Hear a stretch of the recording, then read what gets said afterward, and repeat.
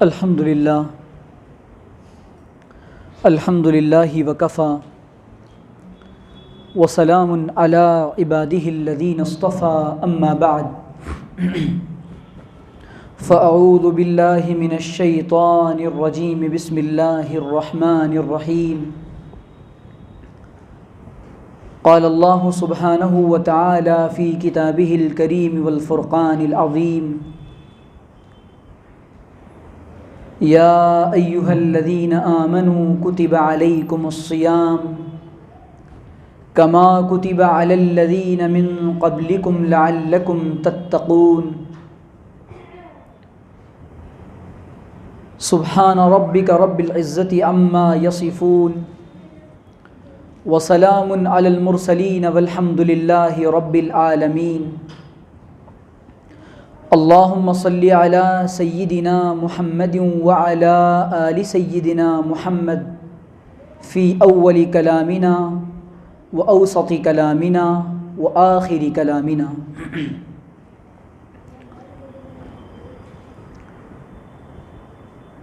اللہ تعالیٰ کا بہت بڑا احسان ہے کہ اللہ تعالیٰ نے ہم لوگوں کو ایمان کی دولت سے نوازا ہے۔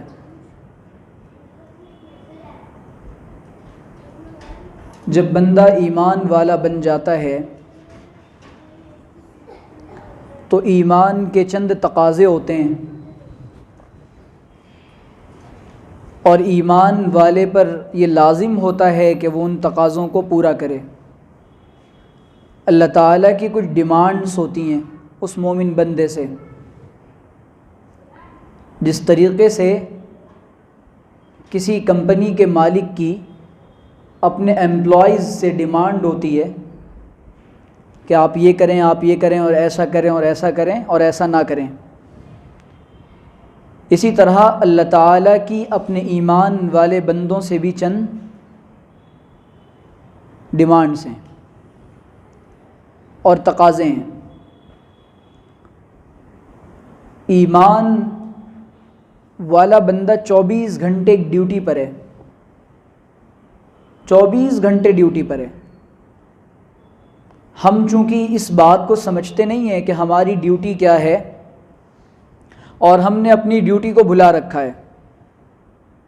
جس طرح سے کسی نوکر اور غلام کو یہ کہا جائے کہ تمہارا کام یہ ہے اور اتنے گھنٹے تم کام کرو گے،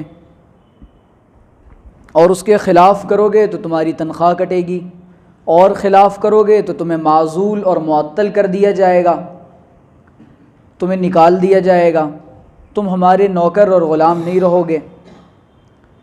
اسی طرح اللہ تعالیٰ کا یہ ایمان والا بندہ یہ بھی 24 گھنٹے کی ڈیوٹی پر ہے۔ 24 گھنٹے کی ڈیوٹی میں دو باتیں ضروری ہیں۔ ایک بات تو یہ ضروری ہے کہ جو کرنے کے کام ہیں ان کو کیا جائے، اور جو نہ کرنے کے کام ہیں ان سے رکا جائے اور بچا جائے۔ اور ہر کمپنی والا ایک گائیڈ بک دیتا ہے، انسٹرکشن کی گائیڈ لائنز ہوتی ہیں، چند ہدایات ہوتی ہیں کہ آپ ان کو فالو کریں، یہ ہمارے رولز ہیں۔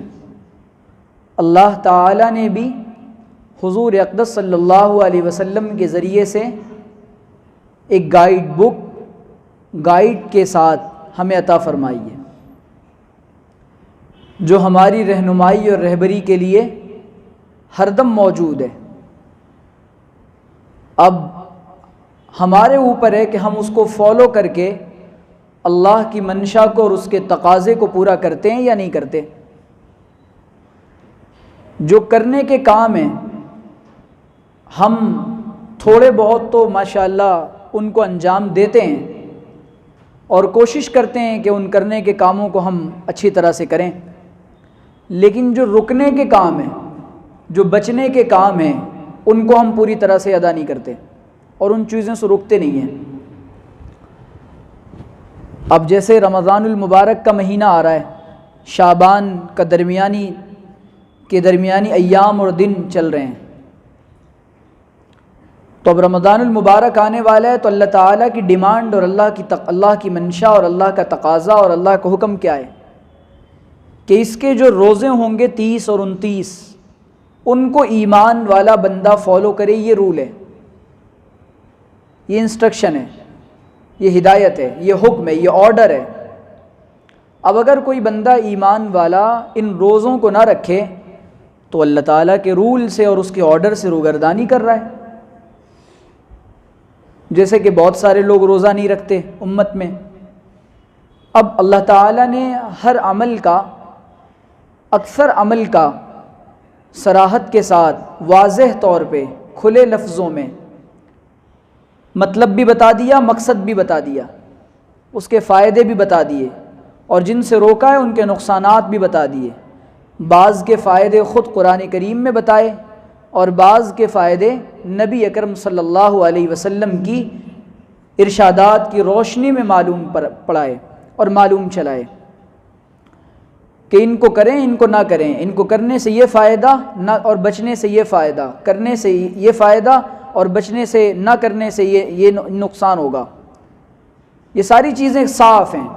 اللہ تعالیٰ نے دین کو جو بنایا ہے اور جو دین عطا کیا ہے، دنیا کے تمام دھرموں میں اور تمام ادیان و مذاہب میں یہ واحد ایسا دین ہے جس کی تعلیمات بالکل واضح، روشن، کھلی ہوئی، 2 اور 2 4 کی طرح صاف ہیں۔ یہ واحد ایسا دین ہے، اور یہی وجہ ہے کہ اللہ تعالیٰ نے اس دین کو دین فطرت سے تعبیر کیا ہے، اور حضور اقدس صلی اللہ علیہ وسلم نے انسان کو کے بارے میں، دین کے بارے میں یہ بتایا کہ یہ دین فطرت ہے، یہ اندر کی آواز ہے، یہ انسان کے ضمیر کی چاہت ہے، یہ انسان کے من کی آواز ہے، یہ انسان کے نیچر کا تقاضا ہے، یہ انسان کی طبیعت کے مطابق ہے۔ اب روزے کا رمضان آ رہا ہے، روزوں کا مہینہ، تو روزوں کا ایک ظاہر ہے اور ایک باطن ہے کہ آپ روزہ رکھیں گے۔ سوال پیدا ہوتا ہے کیا روزوں کا تصور دوسرے مذاہب میں بھی ہے؟ کوئی اس کو فاسٹ کا نام دیتا ہے، کوئی اس کو اپواس کا نام دیتا ہے، ہم اس کو روزہ کہتے ہیں۔ ہماری کتابوں میں روزے کا جو لغوی مفہوم بیان کیا گیا ہے کہ چند چیزوں سے، کھانے سے، پینے سے اور شہوات سے اپنے آپ کو بچانا اور روکے رکھنا، یہ روزہ ہے۔ ہم سال بھر جس روٹین پر گزارتے ہیں، رمضان میں بھی اکثر انسانوں کا وہی روٹین ہوتا ہے۔ کوشش کرتے ہیں کہ ہم اس روٹین سے اور اس نظام سے، اس سرکل سے، اس دائرے سے نکل جائیں، لیکن چاہ کر بھی نکل نہیں پاتے۔ حضرت اقدس شاہ مجدد ملت مجدد الفسانی رحمۃ اللہ علیہ نے لکھا ہے، جو انسان جیسا رمضان گزارتا ہے ویسا اس کا پورا سال گزرتا ہے۔ بعض چیزوں کے اندر اللہ تعالیٰ نے ایسے اثرات رکھے ہیں، ایسا امپریشن رکھا ہے اور ایسی کیفیت رکھی ہے کہ ان چیزوں کا اثر لامحالہ پڑتا ہے، چاہے نہ چاہے۔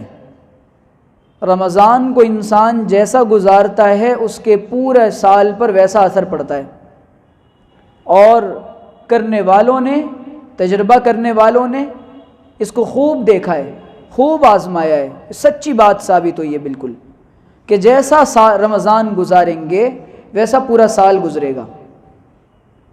اب مقصد رمضان کیا ہے؟ مقصد رمضان یہ ہے کہ انسان کو، سیدھی بات یہ ہے کہ انسان سچا سیدھا بن جائے، سنور جائے۔ تقویٰ کا عام معنی یہ ہے کہ انسان سچا سیدھا اور سنورا ہوا بن جائے، ایسا بن جائے کہ اللہ کو پسند آ جائے۔ اور اللہ کو کیسا انسان پسند آتا ہے؟ جس نے اپنے آپ کو بنا لیا ہو، جس نے اپنے آپ کو سنوار لیا ہو۔ تو رمضان کا اور روزے کا ظاہر تو یہ ہے کہ بھوکا رہے، پیاسا رہے۔ حضور اقدس صلی اللہ علیہ وسلم نے میرے جیسے روزے داروں کے بارے میں فرمایا کہ بعض روزے دار ایسے ہوتے ہیں کہ ان کی بھوک صرف بھوک ہوتی ہے، ان کی پیاس صرف پیاس ہوتی ہے، ان کو روزے کا کوئی مقصد اور کوئی فائدہ حاصل نہیں ہوتا۔ اور بعض شب گزار ایسے ہوتے ہیں اور روزہ رکھنے والے ایسے ہوتے ہیں کہ ان کو راتوں میں جاگنے کے علاوہ اور اپنی راتوں کو خراب کرنے کے علاوہ کوئی نفع نہیں ملتا۔ اب ہم اپنے روزوں کا جائزہ لیں کہ آخر ہم جو رمضان کے روزے گزارتے ہیں وہ کس سرکل کے تحت اور کس دائرے میں اور کن اصولوں پر گزارتے ہیں۔ آخر زندگی کے 40 سال اور 50 سال کے رمضان ملے، اس کے بعد بھی زندگیاں تبدیل نہ ہوں، لائف میں چینجز نہ آئیں اور زندگی کے اندر اللہ تعالیٰ کا ڈر نہ آئے اور ہم اپنے آپ کو سنوار نہ سکیں، اپنے دل کو بنا نہ سکیں، اس کا مطلب ہے کہ رمضان کو جیسا گزارنا چاہیے تھا ویسا ہم نے گزارا نہیں ہے۔ ہمیں اپنے آپ کا جائزہ لینے کی ضرورت ہے۔ اللہ تعالیٰ نے جو یہ کہا ہے، اب بھوکا پیاسا رہنے کا فائدہ کیا ہے؟ سائنس کی یہ جدید ٹیکنالوجی کی تحقیقات اور ریسرچ اس بات پر متفق ہوتی چلی جا رہی ہیں کہ جو انسان سال میں 1 مہینہ بھوکا رہتا ہے اس کے بیمار پڑنے کے چانسز کم ہو جاتے ہیں اور بڑی بیماریوں سے وہ انسان محفوظ ہو جاتا ہے، اور اللہ تعالیٰ نے اس کا نظام انہضام اور ڈائجسٹیو سسٹم ایسا بنایا ہے کہ اگر یہ انسان بھوکا نہ رہے 1 مہینے تک اور اس کو روزوں کی عادت نہ پڑے اور یہ روزہ رکھنے کا مزاج نہ بنائے تو پورا سال کھانے کی وجہ سے یہ جلدی بوڑھا ہو جائے گا اور اس کے جو اندر کے اعضاء ہیں وہ جلدی خراب ہو جائیں گے۔ تو یہ تو اس کے طبی فوائد ہیں، اور حکماء نے، اہل اللہ نے، عارفین نے اور صوفیاء نے بھی روزوں کے بہت ساری حکمتیں لکھی ہیں، جن میں سب سے بڑی حکمت یوں معلوم ہوتی ہے جو غالباً امام ابن قیم نے یا امام غزالی رحمہ اللہ نے لکھا ہے۔ وہ فرماتے ہیں کہ اگر روزہ نہ ہوتا اور رمضان کے 1 مہینے کی بھوک اور پیاس ایمان والوں پر فرض نہ کی جاتی تو فرماتے ہیں کہ ہر انسان اپنے آپ میں فرعون بن جاتا۔ کہتے ہیں کہ ایک مرتبہ بھی، ایک وقت کا بھی فاقہ اگر فرعون کو نصیب ہو جاتا تو اس کے مزاج میں فرعونیت نہ آتی۔ اور جس انسان کو بھوک کا احساس ہو جائے، جس انسان کو پیاس کا احساس ہو جائے، اور روزے کے روحانی فوائد یہ ہوتے ہیں کہ انسان کا کردار اور اخلاق سنورنے لگتا ہے۔ اسی لیے اللہ کے رسول صلی اللہ علیہ وسلم نے فرمایا کہ روزے دار کے لیے 2 فائدے ہیں اور 2 خوشیاں ہیں، فرحۃ للصائم فرحتان، فرحۃ عند فطرہ و فرحۃ عند لقاء ربہ، کہ ایک تو خوشی اس وقت ہوتی ہے جب یہ افطار کے وقت میں کھجور اور پانی کو لے کر سامنے بیٹھتا ہے اور یوں کھجور کا ٹکڑا اٹھاتا ہے اور پانی کی گھونٹ پیتا ہے، جیسے ہی کھجور اندر جاتی ہے اور پانی کا گھونٹ اندر اترتا ہے، ایک خوشی تو اس وقت محسوس ہوتی ہے۔ دوسری خوشی جب اللہ تعالیٰ روزے کا بدلہ عطا فرمائیں گے اور انسان اور روزے دار اپنے پروردگار سے ملے گا، اس وقت جب یہ روزے کا بدلہ اور روزے کا اجر دیکھے گا تو اس کو اللہ تعالیٰ خوشی عطا فرمائیں گے۔ تو اب یہ اس کے حصول کا کیا طریقہ ہے؟ تو یہ بات سمجھ آ گئی کہ اس کے بہت سارے فائدے ہیں، جسمانی بھی، روحانی بھی، طبی بھی۔ اب لیکن اصل مقصد کیا ہے جس کو قرآن نے مینشن اور ہائی لائٹ کیا ہے اور قرآن نے واضح کیا ہے؟ اس کا اصل مقصد یہ ہے کہ انسان اللہ سے ڈرنے والا بن جائے۔ اللہ تعالیٰ نے جو روزے کی فرضیت کی آیت ہے، اس آیت میں انسانوں کو یہ کہا، ایمان والوں کو کہا کہ ایسا نہیں ہے کہ یہ روزے صرف تم پر فرض کیے گئے ہیں، بلکہ تم سے پچھلی امتوں پر بھی روزے فرض کیے گئے تھے۔ ان کی تفصیلات الگ تھیں، ان کا طریقہ کار مختلف تھا، لیکن بھوکے پیاسے وہ بھی رہتے تھے۔ مقصد ایک ہے روزے کا، وہ ہے تقویٰ کا حصول اور اللہ والا بننا، نیک بننا، گناہوں کو چھوڑنا۔ تقویٰ کا اصل مطلب ہے وقا یقی وقایتن، یہ عربی کا مادہ ہے وقا یقی وقایتن۔ اس کا مطلب ہوتا ہے بچنا، بچانا، احتیاط کرنا، خیال کرنا، پاس رکھنا، لحاظ رکھنا، ساودھان رہنا، اٹینشن کے ساتھ زندگی گزارنا۔ عباراتنا شتّا وحسنک واحد.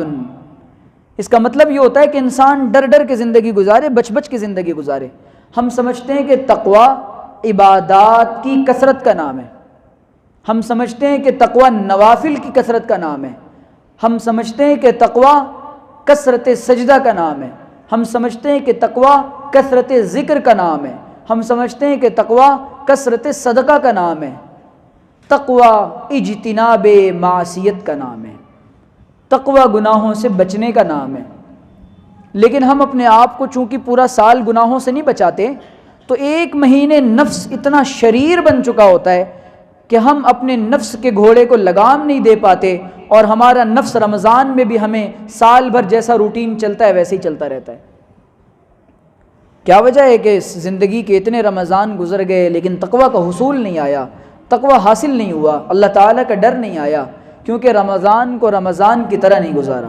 ایک اللہ والے فرماتے ہیں کہ رمضان کا ایک لمحہ، کوئی ایک گھڑی، کوئی ایک پل، کوئی ایک سیکنڈ انسان کو اللہ کا ولی بنانے کے لیے کافی ہے. کتنی مبارک گھڑیاں اور کتنی مبارک ساعتیں اور کتنی مبارک لمحات ہوتے ہیں. اب سوال یہ پیدا ہوتا ہے کہ تقوی آخر کیا چیز ہے؟ سیدھی بات تو یہ ہے کہ گناہ سے انسان اپنے آپ کو 100% بچائے. جو انسان اپنے آپ کو گناہوں سے بچاتا ہے اور اپنے دل کو گناہ کی کھوٹ سے خالی کر دیتا ہے، وہی متقی بن جاتا ہے. نہ آپ نے نفلیں پڑھی، نہ تہجد پڑھی، نہ آپ نے زیادہ اذکار کیے، نہ لمبے لمبے مراقبے کیے، نہ ضربیں لگائیں، لیکن صرف گناہ سے بچنے کے بعد اللہ تعالیٰ نے آپ کو تقوی کا مقام دے دیا اور متقی بنا دیا. لیکن ہم سے گناہوں سے بچنا نہیں ہوتا ہے، ہم چاہ کر بھی گناہوں سے نہیں بچ پاتے. یہ جو شعبان کا مہینہ ہے، اس مہینے میں حضور اقدس صلی اللہ علیہ وسلم روحانی طور پہ اور اپنے اندرون کو مزید رمضان کی برکتوں کے حصول کے لیے تیار فرمایا کرتے تھے. اسی لیے حضور اقدس صلی اللہ علیہ وسلم شعبان کے مہینے میں بہت زیادہ روزے رکھتے تھے، کیونکہ یہ استقبال رمضان کا مہینہ ہے. اور ہم چونکہ رمضان کی گھڑیوں کی اور رمضان کے لمحات کی وہ قدر نہیں جانتے جو کرنا چاہیے، اس کی وجہ سے ہم شعبان سے تیاریاں شروع نہیں کرتے. اس میں جو روزہ رکھنا چاہیے، جو عبادتیں کرنی چاہیے اور اپنے نفس کو جو تیار کرنا چاہیے آنے والے رمضان کے لیے، وہ نہ کرنے کی وجہ سے ساری زندگی گزر گئی لیکن ہمارے دلوں کے اندر اللہ کا ڈر پیدا نہیں ہوا. ایک مہینہ تو ملتا عبادات کا اور اللہ کو راضی کرنے کا، اس کے باوجود انسان اگر اللہ کو راضی نہ کر پائے تو گویا کہ اس نے مہینہ ضائع کر دیا اور اللہ تعالیٰ اس سے اب بھی راضی نہ ہوا. اسی لیے حضور اقدس صلی اللہ علیہ وسلم نے بد دعا فرمائی، حضرت جبریل نے بد دعا کی اور حضرت اللہ کے رسول نے آمین کہا ہے کہ بڑی ہلاکت ہے اور محرومی ہے اس شخص کے لیے، ہلاک ہو جائے وہ شخص جو رمضان کا مبارک مہینہ پائے اور اپنی مغفرت اور بخشش نہ کرائے. سوال یہ پیدا ہوتا ہے، اللہ تعالیٰ کو کن بندوں پر رحم آتا ہے؟ اللہ کن بندوں کو معاف کرتے ہیں؟ اللہ کن بندوں پر بخشش لٹاتے ہیں؟ اللہ کن بندوں کو محبت کی نگاہ سے دیکھتے ہیں؟ جو اپنے آپ کو 100% گناہوں سے بچاتے ہیں. اس دل کو گناہوں سے بھر کر اور نفس کو گناہ والا بنا کر اور نفس کو بے لگام گھوڑے کی طرح چھوڑ کر اور نفس کو انسان جری بنا کر تو اللہ کی رحمت نہیں پا سکتا، اللہ کا ڈر نہیں پا سکتا، اللہ کی مغفرت اور بخشش نہیں پا سکتا. اب سوال پیدا ہوتا ہے کہ تقوی کیا ہے؟ تقوی کے سلسلے میں مختلف تعریفات علماء نے کی ہیں. امام راغب اصفہانی رحمۃ اللہ علیہ نے تقوی کی تعریف میں کہا ہے، حفظ النفس اما یعصم وبذلک ترک المحظور وتتم ذلک بترک بعض المباحات. تقوی یہ کہ انسان اپنے آپ کو مباحات سے بھی بچائے، مباح چیزوں کو بھی چھوڑ دے وہ. اور امام مالک ابن انس نے تقوی کے بارے میں کہا، التقوی ہی الخوف من الجلیل. یہ حضرت علی کا قول ہے، امام مالک کا نہیں، حضرت علی کا قول ہے. فرماتے ہیں التقوی ہی الخوف من الجلیل والعمل بالتنزیل والقناعة بالقلیل والاستعداد لیوم الرحیل. تقوی یہ کہ انسان اللہ تعالیٰ سے ڈرنے والا بن جائے اور تھوڑے سے رزق پر راضی رہنے والا بن جائے، اور تقویٰ یہ ہے کہ انسان آخرت کے لیے تیاری کرنے والا بن جائے۔ دیکھو جب اللہ کا ڈر آتا ہے تو انسان کس طریقے سے تیاری کرتا ہے آخرت کی۔ غالباً حضرت عمر نے کسی صحابی سے پوچھا تھا کہ تقویٰ کیا ہے، تو ان صحابی نے فرمایا تقویٰ یہ ہے خاردار جھاڑیوں سے آپ گزر رہے ہوں اور اپنے دامن کو جس طرح آپ خاردار جھاڑیوں سے بچاتے ہیں، اپنے آپ کو اسی طرح دنیا میں گناہوں سے بچائیں، یہ تقویٰ ہے۔ اور ہم گناہوں سے نہ بچانے کی وجہ سے اپنے دل کو گندا کر چکے ہوتے ہیں۔ آج یہ کامن بات ہے، گناہ اس قدر عام ہو گیا کہ ہم اس گناہوں کو گناہ ہی نہیں سمجھتے، جس کی وجہ سے رمضان کا جو عام روٹین ہوتا ہے، صبح کی سحری، شام کی افطاری، رات کی تراویح، وہ پورا روٹین گزر جاتا ہے، لیکن انسان کو جیسا بننا چاہیے انسان ویسا بن نہیں پاتا۔ حضرت عبداللہ ابن عمر فرماتے ہیں تقویٰ یہ ہے اللہ یرا نفسہ خیرا من احد، کہ انسان دوسروں کو اپنے سے بہتر سمجھے اور اپنے آپ کو سب سے کمتر سمجھے، یہ تقویٰ ہے۔ لیکن ہم نے چونکہ تقویٰ کو حاصل کرنے کی فکر نہیں کی، اسی لیے ہمیں معلوم نہیں ہے کہ تقویٰ کیا ہے۔ قرآن کریم کے حلال کو حلال سمجھ کر اس پر عمل کریں اور اس کے حرام کو حرام سمجھ کر ان کو چھوڑ دیں، یہ تقویٰ اور یہ اللہ کا ڈر ہے۔ اور جب دلوں کے اندر یہ چیز آ جاتی ہے تو انسان کسی کی لعنت ملامت کی پرواہ نہیں کرتا۔ آج چونکہ اللہ کا ڈر نکلا ہوا ہے، اب رمضان آئے گا تو ماشاءاللہ عام روٹین کے مطابق ماحول کے دیندار سب بن جائیں گے۔ ماحول ہمیں دیندار بناتا ہے، ماحول ختم ہوتا ہے تو ہم بھی دینداری کو سائیڈ میں رکھ دیتے ہیں۔ تو جو لوگ ماحول کی دینداری اختیار کرتے ہیں وہ صرف ماحول میں ہی دیندار بن پاتے ہیں، ان کی زندگی میں اصل اور حقیقی دینداری نہیں آتی، اصل اور حقیقی دینداری نہیں آتی۔ اور تقویٰ کے فائدے، اور جو انسان رمضان کو اچھا گزارتا ہے، سال بھر اس کے جسم پر، اس کی روح پر، اس کے کاروبار پر، اس کے گھر میں، اس کی اولاد میں، اس کے رشتہ داروں میں اللہ تعالیٰ اس رمضان کی برکتوں کا ظہور فرماتے ہیں۔ اب چونکہ ہم رمضان کو ضائع کرتے ہیں تو رمضان بد دعائیں دیتا ہوا جاتا ہے کہ جس نے مجھے ضائع کیا اللہ اس کو ضائع کرے۔ تو اتنے رمضان ہم نے گزار دیے لیکن ہمیں اللہ کا خیال نہ آیا، تقویٰ نہ آیا۔ اب رمضان کی برکتوں کا فائدہ اٹھانے کا طریقہ یہ ہے کہ انسان اپنے آپ کو ابھی سے ارادہ کر لے کہ اب 100% ہم انشاءاللہ گناہوں سے بچ کر زندگی گزاریں گے۔ ایک لڑکا مجھے کہنے لگا، اس نے مجھے میسج کیا کہ میں ہر سال ارادہ کرتا ہوں کہ مجھے نیک بننا ہے، اور میں نیکی کی شروعات رمضان سے 10 دن پہلے سے زیادہ کر دیتا ہوں، اور جو رمضان سے 40 دن ہوتے ہیں اس میں خوب نیکیاں کرتا ہوں، خوب گناہوں سے بچتا ہوں، اور گناہوں سے بچنے کی پریکٹس شروع کر دیتا ہوں کہ مجھے یہ گناہ نہیں کرنا، یہ گناہ نہیں کرنا، اور اگر بالفرض کوئی گناہ ہو جاتا ہے تو اپنے نفس کو سزا دیتا ہوں کہ میں نے گناہ کیا ہے لہٰذا یہ میری سزا ہے کہ میں اتنا صدقہ کروں گا، میں اتنا روزہ رکھوں گا، میں اتنی نفلیں پڑھوں گا، اور میں اتنی تلاوت کروں گا، اور میں پھر اس کے عوض اور میں اتنی لمبی رکعت پڑھوں گا، حافظ بھی ہے وہ۔ تو جب انسان اپنی تربیت چاہتا ہے تو اللہ تعالیٰ اس کی تربیت فرما دیتے ہیں، اور جب انسان اپنی تربیت نہیں چاہتا تو اللہ بھی اس کی طرف توجہ نہیں فرماتے۔ اس کے الطاف تو ہیں عام شہیدی سب پر، اس کے الطاف تو ہیں عام شہیدی سب پر۔ اسی رمضان میں لوگ اللہ کے اولیاء کی فہرست میں شامل ہو جاتے ہیں، اسی رمضان میں لوگ اللہ والے بن جاتے ہیں، اور اسی رمضان میں ہم کچھ حاصل نہیں کر پاتے۔ تو شکوہ اپنے آپ سے یہ کرنا ہے، اس کے الطاف تو ہیں عام شہیدی سب پر، تجھ سے کیا ضد تھی جو تو کسی قابل ہوتا۔ ہم سے کیا ضد ہے، ہم سے کیا مسئلہ ہے؟ ہم تیار نہیں ہو رہے، ہم آگے بڑھنے کی کوشش نہیں کر رہے۔ اگر ہم آگے بڑھنے کی کوشش کریں اور رمضان کی ساعتوں کو، اب رمضان کے 2 مزے ہیں، ایک تو یہ کہ انسان بھوکا پیاسا رہے، اور اس بھوک و پیاس کو اللہ ایک احساس کے ساتھ گزارے، ایک خیال کے ساتھ گزارے، ایک لذت کے ساتھ گزارے۔ یوں نہیں کہ بھوکے پڑے ہوئے ہیں مروں کی طرح سے، اب صبح سحری کر کے سوئے تھے تو جناب افطار سے پہلے اٹھیں گے۔ ایک شوہر تھا ایک بیوی کا، جی ہاں، تو اس نے اپنے شوہر کو فجر کے وقت جگایا تو وہ کہنے لگا کہ مجھے نیند آ رہی ہے، مجھے سونے دو۔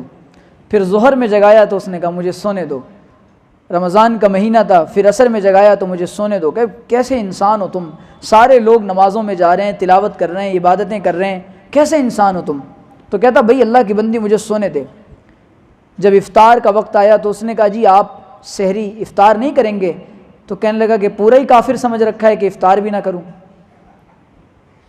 پورا ہی کافر سمجھ رکھا ہے کہ افطار نہ کروں، کم از کم اتنا تو مسلمان ہو نا کہ افطار تو لازم ہے میرے اوپر۔ تو ہمارا حال یہی ہے، ہمارے ہاں تو بمبئی والوں کی افطاریاں اور سورت والوں کی افطاریاں، اس کا کوئی جواب نہیں ہوتا۔ جب افطار کرنے بیٹھا کریں تو حضور اقدس صلی اللہ علیہ وسلم کا افطار یاد کیا کریں کہ کبھی کھجور بھی نہ ملتا اور کبھی کھجور اور پانی کے علاوہ کچھ نہ ہوتا، اور ان لوگوں کا افطار یاد کریں، اور پھر اپنے نفس کو لعنت کریں کہ ان سب نعمتیں کھا کھا کر دل خراب ہو گئے، زندگی برباد کر دی، لیکن اللہ کا ڈر نہیں آیا۔ کل قیامت کے دن یہ نعمتیں بھی سوال کریں گی، ہم کو کھا کھا کر جو طاقتیں بن رہی تھیں ان کو بھی معصیت اور گناہوں میں لگا رہا تھا۔ ہمارا حال یہی ہے، ہم افطار کے سحری کے کھانے پینے والے مسلمان ہیں۔ کھانے پینے کا جہاں معاملہ آئے گا سچی مسلمانی جاگ جائے گی، اعمال کے معاملے میں زیرو۔ یہ ہمارا حال ہے، ہم سب کا حال ہے یہ، الا ماشاء اللہ۔ حافظ سہیل صاحب جیسے نیک لوگ بھی ہوتے ہیں ماشاءاللہ، مولانا محمد صاحب ہیں، یہ سب نیک لوگ ہیں، تو ہم کو بھی نیک بننے کی کوشش کرنا چاہیے۔ نیک بننے کا سب سے بڑا فائدہ یہ ہوگا انسان ہر وقت اللہ تعالیٰ کی رحمتوں میں اور اس کے حصار میں اور اس کی حفاظت میں رہتا ہے۔ بھائی کسی ملک والے کو کسی نے کہیں اپنا سپاہی بھیجاؤ اور اس کے بعد ان سپاہیوں کی کتنی کیئر کی جاتی ہے، ہیں تو وہ ملک کے خادم نا، اور جو لوگ اللہ تعالیٰ کی تابع داری اور اطاعت اور فرما برداری شروع کر دیں اللہ کو ان پر کتنا پیار آتا ہے۔ عام بندوں میں اور اللہ کے اولیاء میں یہی فرق ہوتا ہے کہ وہ تقوی کی برکت سے اللہ والے بن جاتے ہیں، اور اللہ والے جب بن جاتے ہیں تو ہمیشہ ہر دم اللہ تعالیٰ کی نظر رحمت ان پر پڑتی رہتی ہے۔ عام بندہ کہتا رہتا ہے میرا کام نہیں ہو رہا، کوئی کام نہیں ہوتا، یہ کام رک گیا اور وہ کام رک گیا، جناب ہم تو جو کرنے جاتے ہیں سونے کو چھو دیں تو مٹی بن جائے، اور اللہ والے کہتے رہتے ہیں سارے کام بنتے جاتے ہیں، کیونکہ اللہ تعالیٰ اپنی خاص ان کے عمل میں ان کے کاموں میں برکتیں عطا فرماتا ہے۔ تو جو انسان گناہوں بھری زندگی سے توبہ کر کے زندگی گزارتا ہے اس کی برکتیں تو اس کو بہرحال ملتی ہے۔ حضرت ابن القیم رحمۃ اللہ علیہ فرماتے ہیں کہ میرا ایک کام بڑے عرصے سے رک رہا تھا، وہ کام ہوتا ہی نہیں تھا، میں بڑا حیران کہ آخر کیا بات ہے۔ کہنے لگے کہ میں ایک دن تلاوت کر رہا تھا، میری نظر کے سامنے سے یہ آیت گزری وَمَن يَتَّقِ اللَّهَ يَجْعَل لَّهُ مِنْ أَمْرِهِ يُسْرًا، جو انسان اللہ کا ڈر اختیار کرتا ہے اللہ تعالیٰ اس کے کاموں میں آسانی پیدا فرما دیتے ہیں۔ کہنے لگے کہ میں نے فوراً اپنے ارادے کی تجدید کی اور میں نے اللہ سے وعدہ کیا اب 100% تقوی اختیار کروں گا۔ کہنے لگے ابھی ارادہ کر کے بیٹھا ہی تھا مجھے خبر آئی کہ میرا کام ہو گیا۔ تو تقوی کی برکت سے کاموں میں آسانی ہوتی ہے۔ اس کا حصول ایسے ہوگا کہ رمضان کا جو 24 گھنٹے کا شیڈیول ہوتا ہے اس شیڈیول کو انسان ترتیب سے گزارے، فجر بعد یہ کرنا ہے، ظہر بعد یہ کرنا ہے، عصر بعد یہ کرنا ہے، مغرب بعد یہ کرنا ہے، تراویح کے بعد یہ کرنا ہے، اتنا آرام کرنا ہے۔ اور تقوی 3 چیزوں سے پیدا ہوتا ہے جو ہم انڈیا والے بالکل بھی کرتے نہیں ہیں۔ ان تینوں چیزوں میں ہماری ترتیب الٹی ہے، کم کھانا، کم بولنا اور کم سونا۔ ہمارے یہاں زیادہ کھانا، زیادہ سونا اور زیادہ بولنا یہ بہت بڑا کمال سمجھا جاتا ہے۔ قلت کلام، قلت منام، قلت طعام، انسان کم کھائے، کم بولے، کم سوئے۔ اور ہمارے یہاں رمضان آتے ہی ایک اللہ والے سے ایک نیوز چینل کی اینکر انٹرویو لے رہی تھی، تو انٹرویو لیتے لیتے وہ پوچھنے لگی جی آپ کے یہاں رمضان آ رہا ہے تو سحری کی خاص ڈشز کون سی ہوتی ہیں، افطار کی ڈشز کون سی ہوتی ہیں، پھر رات میں آپ لوگ کیا کھاتے ہیں؟ تو گویا کہ اقوام عالم کی نظر میں اور غیر قوموں کی نظر میں ہمارے رمضان کا تصور کھانے پینے کے مہینے کا ہے۔ اللہ تعالیٰ رزق کو بڑھا دیتا ہے، رزق کو بڑھا دینے سے مراد یہ ہے کہ جو لوگ جن کو سال بھر کچھ نہیں ملتا ان کو بھی ملنے لگتا ہے، اور ہر انسان کے گھر میں اللہ تعالیٰ روزی برکتیں نصیب فرما دیتا ہے۔ لیکن ہمارے یہاں رمضان آتے ہی ہم زیادہ کھانا شروع کر دیتے ہیں، افطار کی الگ ڈش ہے، سحری کی الگ ڈش ہے، اور اتنا کھاتے ہیں کہ عبادات میں جاتے ہیں، تراویح میں جاتے ہیں، ڈکارے لینا شروع کر دی۔ اب جناب امام وہاں قرآن پڑھ رہا ہے، یہاں سارا بیڑا غرق کر رہا ہے۔ تو ہمارے یہاں یہ بہت بڑی مصیبت ہے، اور اس کے بعد سویا بھی خوب جاتا ہے۔ تو اسی لیے ان تمام چیزوں کو انسان نظر میں رکھے اور گفتگو کم سے کم۔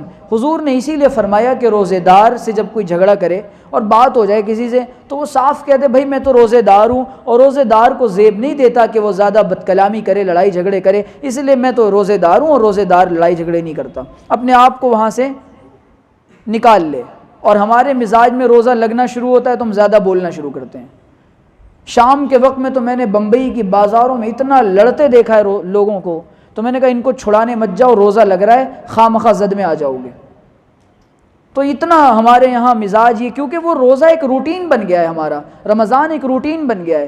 تو رمضان کو اور روزے کو اللہ تعالیٰ کے تقویٰ کے حصول کے لیے اور اس کی نیت سے گزارنے کا ارادہ کریں، اور گھر کے اندر ماحول بنائیں۔ اچھا اب رمضان آ رہا ہے، دین کا ماحول پیدا ہوتا ہے، دین کی فکریں پیدا ہوتی ہیں، تو اپنے آپ کو علماء سے جوڑیں اور ان سے پوچھیں کہ بھئی ہم رمضان کیسا گزاریں، ہم کو بتاؤ ہم تقویٰ کیسے حاصل کریں۔ اللہ والوں کی مجلسوں میں جائیں، نیک لوگوں کے پاس جائیں، ذکر کا مزاج بنائیں، گھر میں بچوں کو بیٹھ کر دین کی تعلیم دیں۔